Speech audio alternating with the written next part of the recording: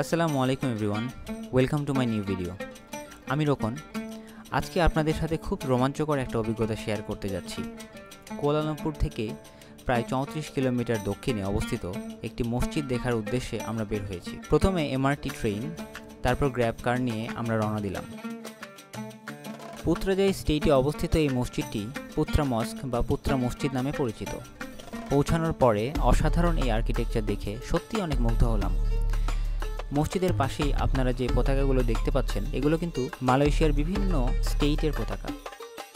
এই যে বিশাল একটি ভবন দেখতে পাচ্ছেন, এটি কিন্তু সাধারণ কোনো ভবন না, এটাই হলো মালয়েশিয়ার প্রধানমন্ত্রীর কার্যালয়। এটা প্রথমে কুয়ালালামপুরে থাকলেও পরে এটিকে পুত্রাজাই স্টেটে স্থানান্তর করা হয়। এটা প্রায় 42.5 একর জমির ওপর নির্মিত। এটির নির্মাণ কাজ 1997 সালে শুরু হলেও শেষ হতে আরও 2 বছর সময় লেগে যায়।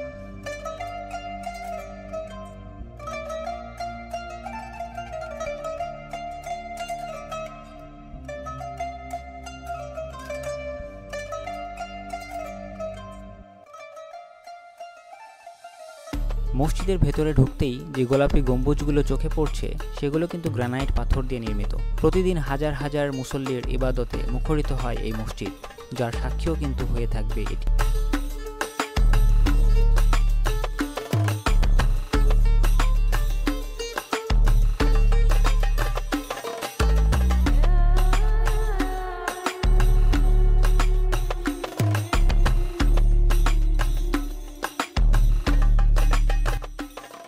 পনেরো হাজার মানুষ একসাথে নামাজ আদায় করতে পারে এখানে।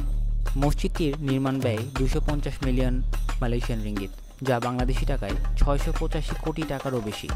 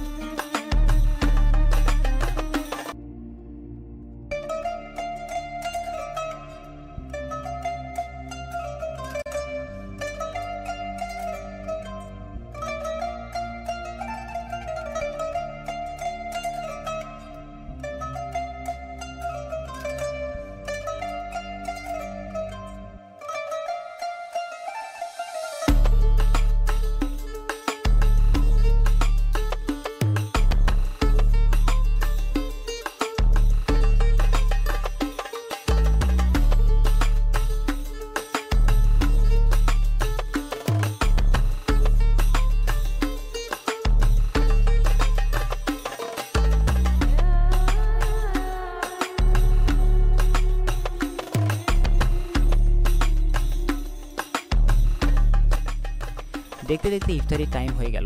ইফতার নেওয়ার জন্য লাইনে দাঁড়ালাম।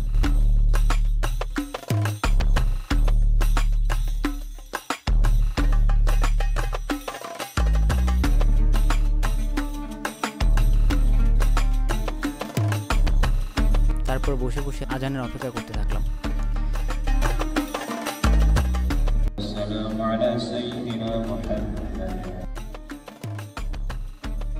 ইফতার শেষ করে নামাজ পড়ে এই সুরম্য মসজিদ আর মনোমুগ্ধকর পরিবেশকে বিদায় জানিয়ে ঘরের পথে রওনা দিলাম।